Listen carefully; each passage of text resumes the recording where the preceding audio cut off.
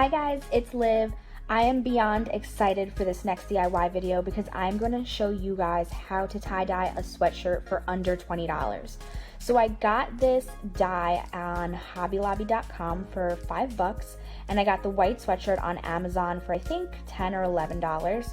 But basically what I'm doing here is I'm diluting the dye into the water in the water bottle, and I poked a hole in the top of the water bottle as you saw in the beginning of the video because I wanted to control how much water was going to be coming out of the water bottle, but also I wanted to be able to test the color that was coming out. So you can either have this a darker gray or you can have it a lighter gray, and I wanted it to be very muted, so that is what I'm doing here.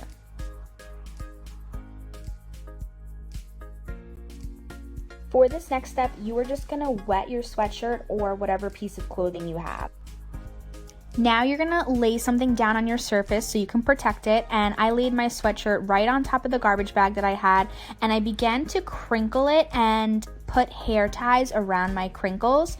So as you can see here, I'm just crinkling, I'm smushing it up, and then just putting hair ties on each crinkle that I make. You can use rubber bands, but I just had a bunch of hair ties laying around that I didn't like, so I just used those. And then I took one last final hair tie, as you can see here, and I wrapped it around the whole thing.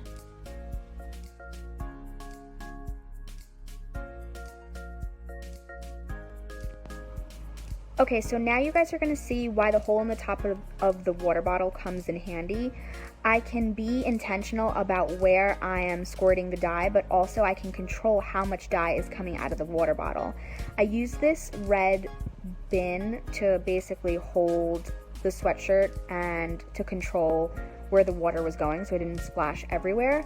But your sweatshirt might come out a little bit differently than mine depending on the intensity of the dye, or where you squirt the dye, or how you put the dye on, or how you crinkle it. So just be mindful of that.